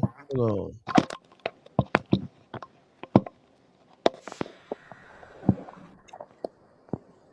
Right now, it seems like everyday paperwork surfaces. Some of it's real, some of it's fake. People address it, people don't address it. Videos pop out. 1090 Jake is infamous for this type of thing. I mean, even P from QC, he had paperwork that popped up. Basically, I'm looking at the article right now. That there was some paperwork that surfaced saying that he allegedly cooperated with police in identifying a man who shot and killed his brother. And P actually responded to it. You see, I see that, this was right after Quality Control got sold for $300 million. Remember that? Yeah. He said, oh, I see that $300 million got all them hating ass dudes mad back home. Anybody know me? Know my character? Our culture's so fucked up. It's sad y'all live in this imaginary street dream. I'm changing lives and changing my family curse. I don't got no love for no dude that try to kill me or mine. I ain't in the streets. Never wanted to be. I played the hand that I was dealt and made something out of it. Y'all bum ass dudes should do the same. Stop glorifying dumb shit. RIP to my dog Q, an innocent man with 5 kids who lost his life to a bum ass dude who didn't value his own. I'm a goat. Don't ever confuse me with a rat. And I'll take that fraudulent incident report and stick it up y'all ass. I love my freedom, so stop playing with it. So QCP made a statement and said the incident report, because when it came out, he said it was all fraud. It wasn't true. He said that he never cooperated. He never told the police that Stunna killed his partner, Q, and he never told the police that Stunna shot him. So that's supposed to be some fake paperwork, basically? What they trying to say? He said it was fake paperwork. Now, 1090 Jake did his thing. You can pull that shit. Yeah, he pulled it. 1090 Jake pulled it, and then I was provided a copy of one of the original copies of the police report that had stains on it, right? And it stated in total detail what happened, what transpired. And it had QCP signature and everything. And 1090 Jake went to the Fulton County, popped the records, and came out, and it was verified that he did, in fact, tell. But my thing is that I'll fast forward. 21 Savage says, hey, QCP, I told you to your face you did wrong. And we covered up the fact that we knew you was a rat because you was putting the little homies on in the hood. And we want to save face for Atlanta. Now, when that right there got niggas across the country hot. Because when 21 Savage said, hey, he talking to Young Thug, Baby, and Gunna. He's saying that, hey, we been knew Gunna was bold, wasn't a gangster when he told the first time. The whole news interview thing, right? Right. About his, that. And then he said, we been knew, we covered it up. And then he said, hey, QCP. Because he's responding to the leaked jail phone calls because now QCP is hot. Because now he know that Lil Baby, Thug, and 21 Savage been talking about him for 10 years. Yeah. And Wham ain't said shit to him. Wham smiling in his face ain't said nothing to him about how Thug and Savage coming down on him and putting that rat on his name. Was rat on his name. Was QCP, is he considered a civilian? Was he Hell nah. Fuck no. Fuck no. I ain't, man, fuck all that. Hell no, man. Man, fuck no. Ain't no sense a nigga kicking that shit right now. Too late for that, man. Hell no, nigga. I know a nigga is. I get me $400 million. I'm a civilian. God damn it. So why do you? So obviously he came with the civilian role because that is the way you justify. Hey, I ain't in the street. So if I told the motherfucker, so be it. You know what I'm saying? I ain't got nothing to do with no street shit. I wasn't in the street shit. I wasn't involved with that shit. And dog was just jealous, angry, and upset. And that's how it happened, without no motherfucking provocation whatsoever. But you know that, bro. If motherfucker was smart enough, bro, the shit he posted matched the shit that's in the paperwork, man. The paperwork saying the same thing. He just broke it down in small terms, my nigga. I ain't letting no nigga kill my folks and no bomb and get away with it and blah. The paperwork talking RIP to whoever the dude he said, know what I mean? But all that in the paperwork. You can match the paperwork. So if you ain't no rat, you're a goat. That don't match up with the post and the paperwork. It's all that shit right there. You really just stamped the paperwork. Yo, if you watch. All right, so watch this here. Watch this right here, Crakk. Now here's your least favorite person in the world. I know you don't like this motherfucker, but I gotta put this shit up here, Crakk. Now, did you see this part? Yeah, I seen that. So I gotta play it again. So when we get through listening to this shit, this is why podcasters, YouTubers, bloggers are putting belt to ass to the city of Atlanta. But guess what? Oh, go ahead. Go ahead. I got something to say about that right now. Okay, come on. In this video, you about to hear some fucking facts. And people don't like the truth because it hurts them. I was going to do this video on TikTok. You know where you put the picture in the background and you start talking? But these facts right here need 100-inch. You see this bitch ass nigga right here? Yo, listen, they going to skip this. The facts hurts people's feelings. I just need y'all to know that. If I'm lying, I'm flying. Now hear this out. This bitch ass nigga says, yo, hold on, let's start with this. Gunna, Young Thug, y'all niggas fix that shit. Y'all love each other. Niggas knew Gunna wasn't no gangster when he told the first time.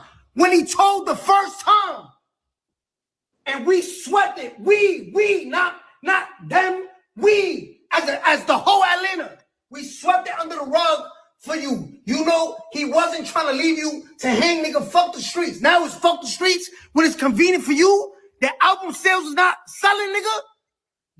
The Drake stimulus pack is not selling, nigga. Now y'all talking about, yo, fuck the streets. I've been talking about this 5 years ago. Y'all bend and break the rules when it's convenient for y'all. When he told the first time, so you know, homie, a rat, but it's convenient for me, yo. My best friend could rap. You from Atlanta? He could rap, but y'all niggas can't. Yo, no, it's different, bro. It's different. I've been saying this for 5 years. When he told the first time, we swept it under the rug. Where the morals? Ain't you a street nigga? Where your principle? Where your honor? You know whom you rap, but you swept it under the rug? It get worse. QCP, I told you to your face, you did wrong at the party, but I never backed you on the internet. Why? Because it would have made the city look bad. Because you was putting all the young niggas on. And that would have fucked up the money. So you ready to eat from a rat? What happened to all good money? All money, not good money. Y'all was just So listen, what happened to all money ain't good money? The reason why he said that part, whether you agree, don't agree, none of that shit. Listen, when he said what happened to all money ain't good money, he's referring to the criticism that Kodak Black faced. When Kodak Black did the song with 6ix9ine, he got paid $1 million to do a verse for 6ix9ine. He dissed him and called him a rat in the verse, but he didn't get $1 million. Yeah. The hip hop elite in Atlanta, Thug, from a sale, Lil Baby, 21 Savage, they all said that Kodak Black was violating the street code because he went and he took that money from a nigga who was a rat. So he sold out the principal for the bread. So when you fast forward 2-3 years later, we find out that y'all niggas knew or believed, according to what y'all saying, that Gunna wasn't no good. And you say Kodak Black, you never supposed to do a song with 6ix9ine. I pulled it up. You say that we been knew from the very beginning that Gunna was no good. Whether that's how they felt, whether it's true or not. Yeah. I don't see him being interviewed on TV about his partner being wrongfully convicted for murder. I don't see that as ratting. I don't see it as ratting. I'm telling you that right now. Right? He didn't say who did it. He just said my man wrongfully convicted. So he was, once again, he in front of the police. The reporters are in the hood. A news reporter is the police. They get a hotline as the police. So that's how we look at that shit. You talking to the news reporter, you might be talking to the motherfucking police. Police, yeah. So you criticized, you said that y'all knew and believed that Gunna was a snitch. But you did 20 songs with Gunna. With the whole thought process. So y'all niggas feel some kind of way about a nigga, but y'all still fucking with a nigga because it's convenient for y'all. Hey, but see, get what? They're right. I stand on that. I agree with that, but I don't agree with the person who's saying it though. Of course not. Of course you see what I'm saying? Of course not. Ain't no way in the hell you ain't qualified, bro. You should just be chilling, keep your mouth closed, sit your ass back somewhere. So I ain't gonna lie, bro. And I'm gonna have to be biased in this situation. Them niggas did what they did, and the nigga who just spoke that message, he absolutely correct. You got to stand there. It don't matter. All money ain't good money. He right. I ain't finna go against Atlanta for that sucker, man. I'm not. That all them niggas wrong. Him too. Right, but watch this though. Crakk. The truth is the truth to a hood nigga, it is a strong, aggressive, unapologetic thing. Because in the hood, sometimes we lie to each other, bro. Yeah. Sometimes we lie to ourselves because the truth of what we experiencing, the truth of what we have to experience, or what we have to go through, what we have gone through, the truth of that shit is hard to fucking digest, even to ourselves. Yeah, so we trick ourselves into believing shit sweet when it ain't. We couldn't listen. A hood nigga can't survive without you tricking yourself into believing that shit is all right. No, this ain't all right, nigga. This shit ain't all right. So I get it. So two things that appear to be opposite can be true. He ain't lying about what he said. Nah, he ain't lying. Right? The messenger is not easy to digest, but he ain't lying. And what listen, he's simply reading what 21 Savage tweeted. We covered it up. We knew when he told the first time. We knew QCP, I told you, was a rat. But the thing is that QCP had so much power, bro, that even hood niggas who knew that he was no good were afraid to speak up because they was afraid of that motherfucking money. And because we know that no matter whether the nigga is bold or not, if you got some money, a nigga step for you, a nigga slide for you. Yeah. That we've been saying that shit forever. You know what I'm saying? That's why you have so many niggas who rats who can stay in the street. They got listen. Ain't not one nigga who was a rat at that YSL trial, not one of those niggas went to the witness protection program, and y'all told on millionaires. Them niggas ain't with no witness protection. Them niggas still in ATL hosting parties. Hey, you know. See, the thing here with Yak, only thing I hold against Yak, right? Tell me. Is being in the interrogation room and trying to finesse him. But at the end of the day, him and Gunner kind of in the same boat because Yak didn't get on the stand. He ain't point nobody out. He ain't say, yeah, thug, pay me to. He just went in the interrogation room. Know what I mean? And from the streets, that's a no-no out the gate.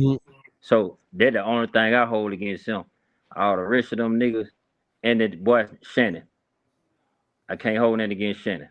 Know what I mean? But the rest of them niggas, man, they did what they did. They were wrong, bro. The shit 21 on, the shit he talking about, man, watch out, man. You can go it on, man. That's how you know y'all niggas ain't one really out here. Know what I mean? Y'all niggas probably rapping coming out to the hood fucking with nigga, but nigga, we talking about in the street where nigga you eat, sleep, and breathe this shit, nigga. If you did that, nigga, you'll know what's in it.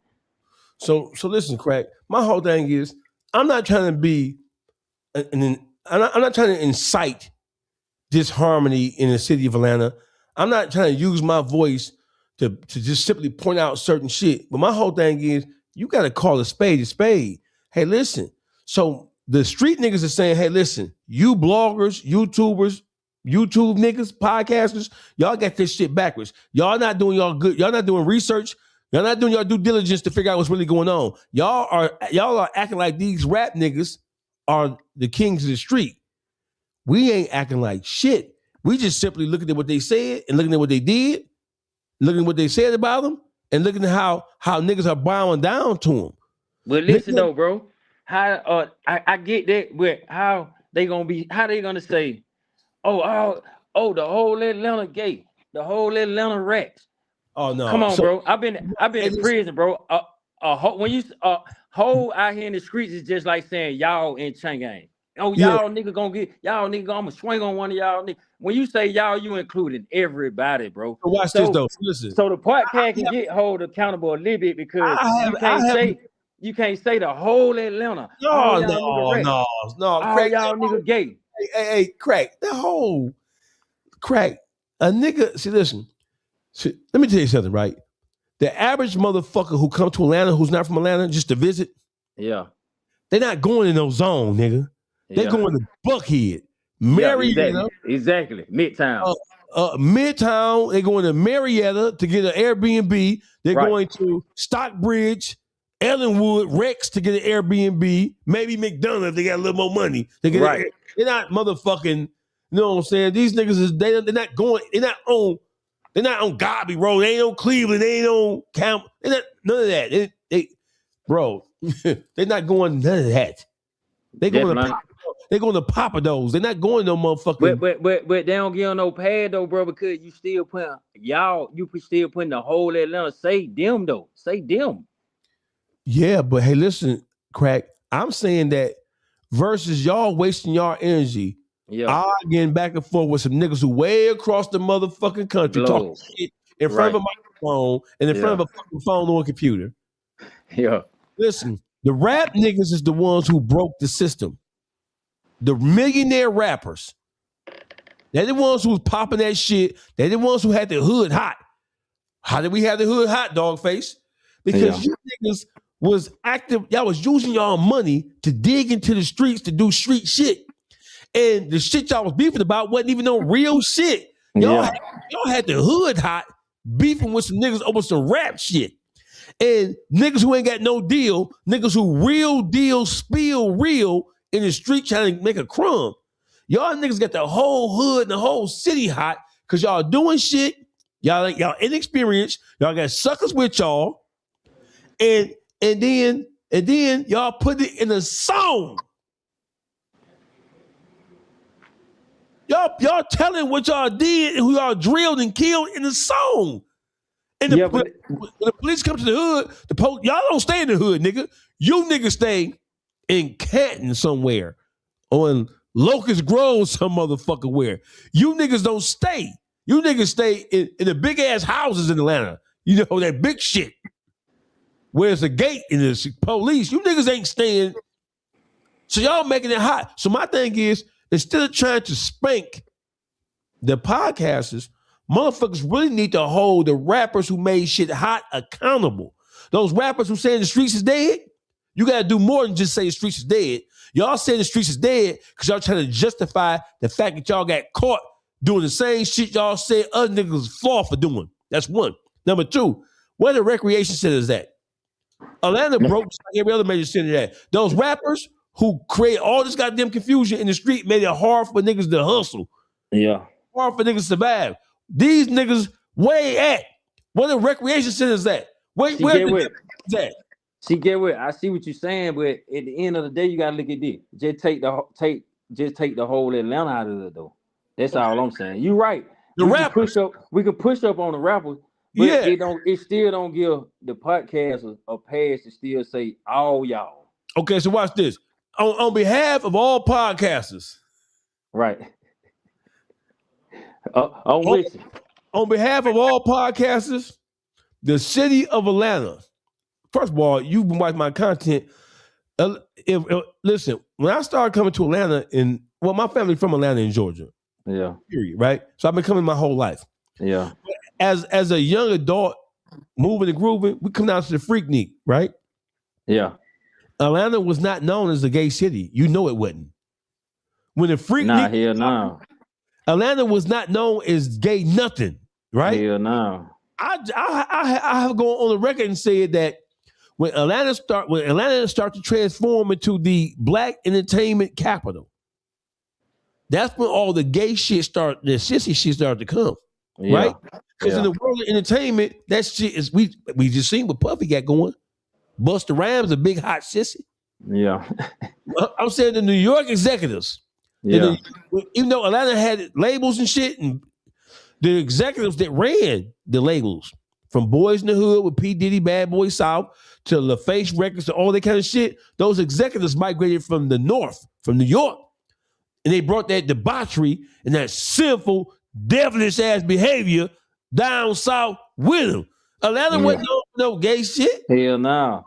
But see, get what? Niggas be saying niggas in Atlanta gay, but we got the most and top not scribble. So how the fuck is everybody gay, man? With all these bitches around, all these women around down here. Hey, listen, man. That's right. That right there should have a nigga to take everybody out of it. Hey, hold on, Crakk. My nephew went to Morehouse, and my daughter went to Spelman same year, from 14 to 18.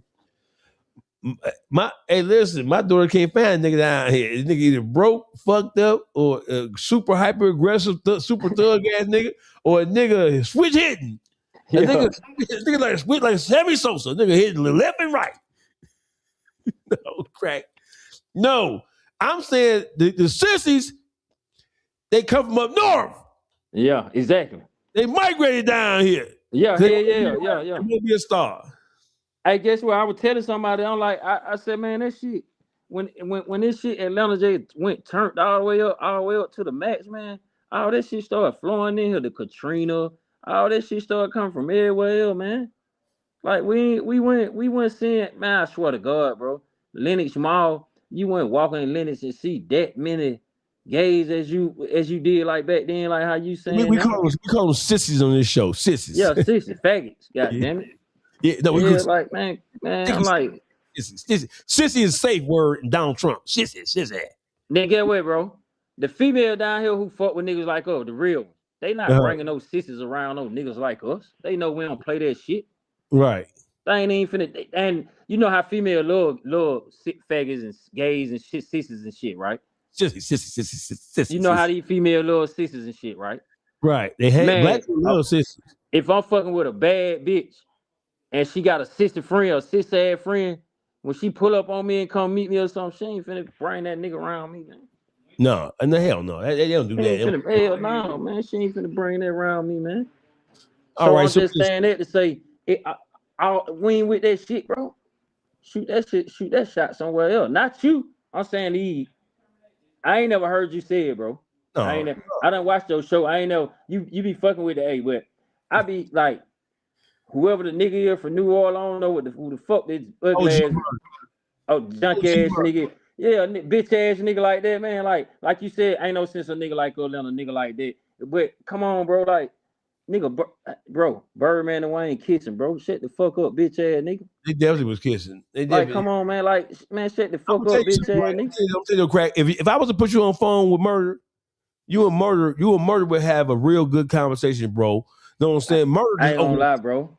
Man, You I mad ain't gonna at lie. I Murder? don't even. I ain't You never been that type of nigga, bro. I don't know that nigga, but bro, I don't like that nigga. I don't like that nigga, bro. he popping it too hard. Bro, I don't like that nigga, bro. Uh huh. Bro, that nigga wake up thinking about like, and I know I own Atlanta, but bro, I love my city, bro. They where I'm from. It's on my birth certificate, Atlanta, Georgia, bro. Like, come on, bro. Don't do that, my nigga. Don't do that. Like, stop playing, bro. Cause at the end of the day, you got kids down here too, my nigga. You can be influencing them on some gay shit. The whole Atlanta gay. Man, come on, man, watch out, bro. If you're a street nigga, we ain't talking like that. You could be I do the podcast shit, but it's certain shit I'm gonna put on certain people. Know what I mean? Like, come on, man, you can't do that, bro. You can't I do got that. you. You So can't do listen. that, bro. You can't do that, bro. You can't. Hell no, bro. So Crack, listen, man. I'm gonna let you deliver a message to the city of Atlanta in the aftermath of the whole YSL and all this snitch. I'm gonna let you deliver a message to the street niggas in the city of Atlanta, and I'm gonna let you deliver a message to the podcasters who are talking about what's going on in Atlanta. I'm gonna let you close the show out. Say what you are representing the city of Atlanta. Go ahead.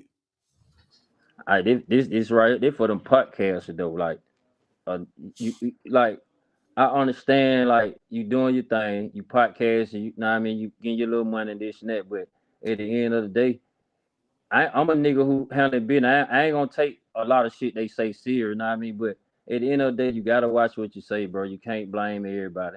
It easy to check into the streets of Atlanta to one of us, you know what I mean, and see what really going on.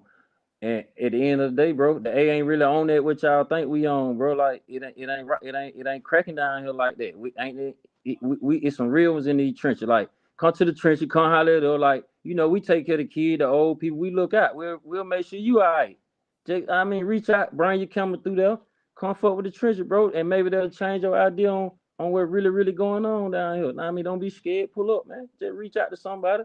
We'll make sure everything the blue carpet get laid out for you, man, so you can really see what's going on down here. That to the podcast and to the who you said the OGs The street niggas in Atlanta. and to the street niggas in Atlanta. And the rappers. You gotta address the rappers who can get Okay, now to my street partners who know me and we bump shoulders and even if you don't know me from the east, southwest to the street niggas, we don't made it too far. We got common sense. We ain't even finna bite down on this bullshit these niggas coming with. At the end of the day, we don't been through too much. A nigga up in age, know what I mean, on some real grown man shit. We ain't the podcasters. Hey man, do your fact check. We forgive you niggas. Know what I mean? But at the end of the day, it don't hurt. You can reach out to a big bank black nigga on the east side street, nigga. You can reach. I ain't talking about no rappers, man. And to them rap niggas, man, keep us out this shit. Keep us out this shit, man. And I'm standing on that. And if a nigga don't like it, nigga, you know me, you know I'm at, and you know not to play with me. Simple as that. I'm a grown ass man, and I'm stand on one like, and I ain't, know what I mean, I ain't not hunting, I ain't not doing none of that. But you rap niggas talk too much, man. Shut the fuck up and let us keep us out there shit and stop speaking for us, man. If nigga ain't coming back to these hoods and throwing these barbecues and giving back and building these recreation centers and grabbing these young niggas who tone switching. If you ain't doing all that, you ain't representing no street, nigga. You was a rapper. So, hey man, stay where you at. Let us who in the street but ain't in the street, let us control this shit so we can get these kids where they need to be at and how this shit really need to go. Because I'm here to tell you, bro, I'd rather for my child to pay attention to an OG nigga in the street than to pay attention to a rapper, bro. Straight up, cause I know a nigga from the street, OG from the streets of Atlanta gonna know that my child is gonna make sure he's all right and he protected and he go the right route. A rapper ain't gonna do nothing but send him on the move on some shit he don't know nothing about, and he gonna look up to this nigga who ain't did half of the shit that his dad or his uncle or somebody done did. Now my son a crash out. So it might sound crazy, but it make a little sense to me, man. Know what I mean? But to them rappers, keep us out this shit, and to them podcasters, man, come down here and fuck with us. Check in. I mean, ain't no checking in. None of that shit. Come holler at us. Come holler at us. We cool as fuck, man. We're gonna make sure y'all right. Bring your camera, your whole crew. You're gonna make it back where you came from. You better check in, because if you motherfucker hit one of them zones. Yeah, I'm saying holler at somebody. Don't just pull up. Yeah, holler at somebody. Know what I mean? Yeah, come holler. Ain't that wrong with hollering at nobody? Cause when we go to LA and certain places, when we pull up and get out, we got people who know we there and they gonna pull up and come. Fuck with us. It just go like that. Know what I mean? Yeah. You ain't gotta come down here. Hey, bro, I gotta pay to come. Hey, man, you fuck with the right one, you gonna get through there. You gonna get there. Crakk is in the motherfucking building. Crakk, I want to thank you for coming out, man. You're welcome to come back. Matter of fact, it's mandatory for you to come back because we have issues to talk about that have nothing to do with the city of Atlanta, and I want to get your perspective on all things hip hop, all things politics, all things entertainment. So will you come back and join me for an episode? Man, I got shit in the chamber, man. I'm telling you, man, I got shit in the chamber to talk about, and they can go check this shit out. This shit affects all the way from ball players, the rappers, the entertainment, from the street. I don't did all that shit, bro. I'm connected. Nah, I mean, I ain't doing no bragging and boasting, but it's my life, man. Get your social media, Crakk. Hey, social media at 2K CRAKK at 2K Crakk on all platforms, TikTok. Nah, I mean Instagram, this shit like that. Go check me out, man. You're gonna see what I got going on, man. I'm a real one, man. I want to thank everybody for tuning in. This is Real Life Unfiltered. My name is Dogface Calderon. It's Dogface TV Podcast on Instagram and the most dangerous voice in Detroit. Y'all check me out. Big news coming. Y'all know what it is. Crakk. God what damn up with it? ATL. H-Hound. Crakk. You know what it is, baby. Hey, we don't need to throw it. Hey, like, we don't need to do that. We just do it, Crakk. Yeah, we put the braid hat on. That motherfucker gonna throw it up for us. We'll put the braid hat on. We're gonna let the braid hat do it for that. That little scrappy them shit though.